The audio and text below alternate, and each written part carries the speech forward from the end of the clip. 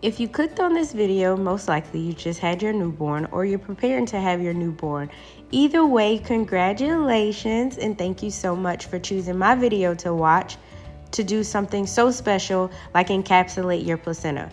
Stick with me and I'm going to show you how I did it. So with low water pressure, what you want to do first is go ahead and rinse out all the excess blood and blood clots that are inside the placenta. So previous to rinsing my placenta off, I had already sanitized the whole area. However, I still went ahead and put my placenta inside this container that you see me cleaning it in, just so that I had minimal contact with anything that could possibly still have any bacteria on it.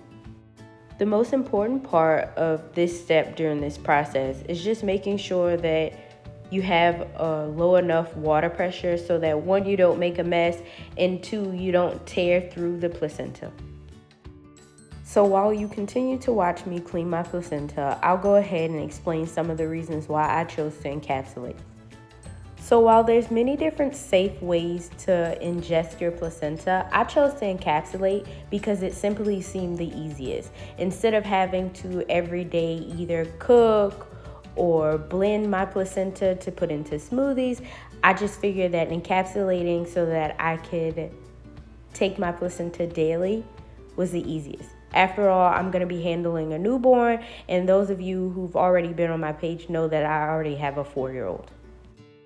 It wasn't a very hard decision for me to choose to ingest my placenta because with my first pregnancy, I experienced postpartum depression, and I wanted to find a more natural way to deal with that this time, as well as since I chose to have my daughter at a birthing center, they were going to give me my placenta anyway, and it was either throw it away or choose to encapsulate.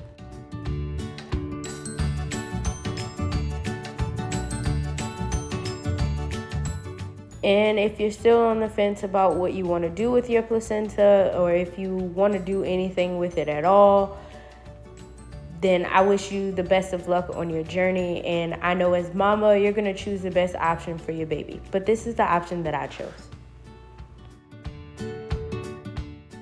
So now that I've told you some of the reasons why I chose to encapsulate, I'll go ahead and state now that I am not certified to encapsulate placentas. However, I chose to do mine because, let's be honest, I wasn't willing to pay the $200 to let someone else do it. But I'll go ahead and be quiet while you continue to watch me clean the excess blood and blood clots from my placenta.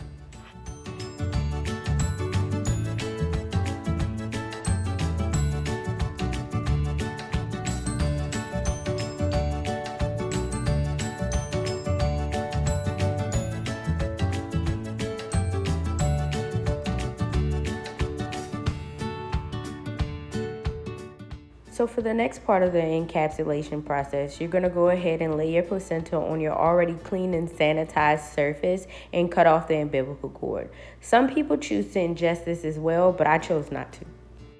You'll see later on in this video that instead of choosing to ingest the umbilical cord, I chose to make a keepsake. This part of my process is unnecessary in order to encapsulate. However, I chose to also make a tincture oil, and in order to make the tincture oil, you need to remove pieces of the raw placenta, and that's what I'm doing here.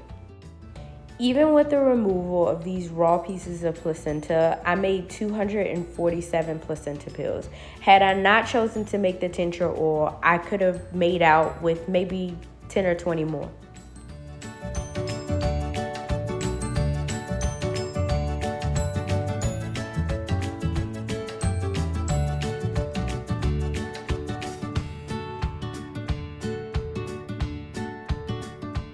So for the next part of the encapsulation process, I went ahead and placed my placenta inside my colander, which was lined with parchment paper.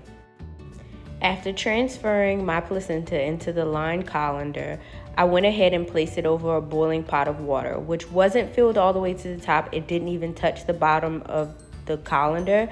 And I went ahead and placed the top on and then set a timer for 15 minutes. After my 15-minute timer went off, then my placenta was all steamed and ready to be placed back on my cleaned and sanitized surface for cutting.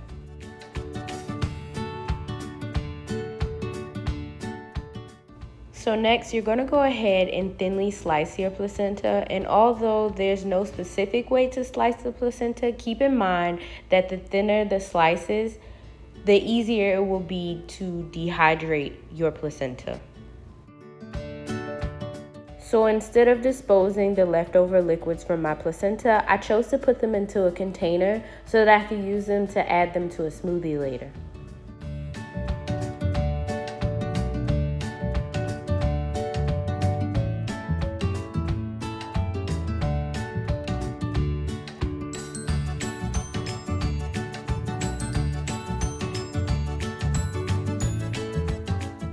After cutting my placenta into thin slices on a lined air fryer rack, I went ahead and placed the pieces of placenta.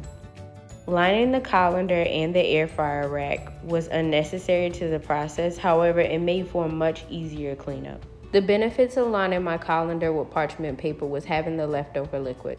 You also don't need to have an air fryer in order to dehydrate your placenta. You could have just done it in the oven, however, this was much easier.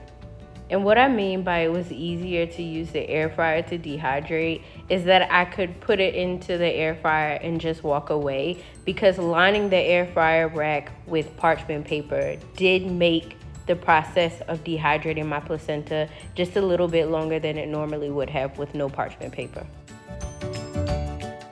While you watch me transfer my placenta onto the lined air fryer rack, I'll go ahead and say that during the steaming process, I added both ginger and garlic to my placenta just because I love some of the natural benefits from both of those spices.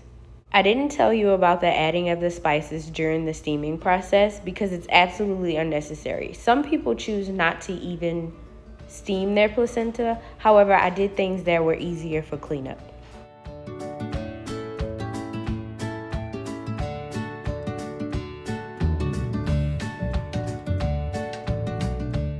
Encapsulating my placenta included two things that I love: saving money and DIY. Let's make sure that we're really careful when we're using the knife to cut the placenta. It's a little tough, and the last thing we want to do is lose a finger, because then we'll have to spend the money we saved.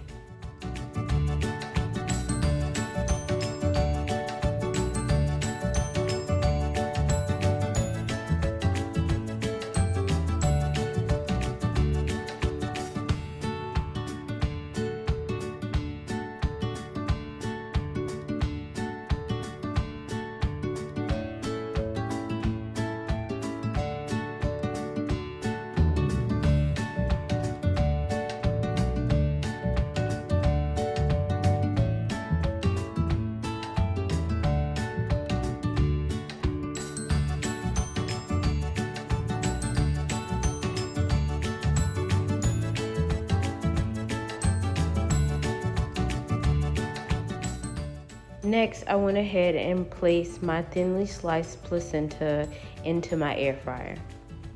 And here's where you get a view of what I chose to do with my umbilical cord instead of ingesting it or just throwing it away. And I think this is a little onion, but I went ahead and tapped it to start the dehydration process. In order to fully dehydrate my placenta, it took about 5 taps of that little onion, which was a process that lasted overnight.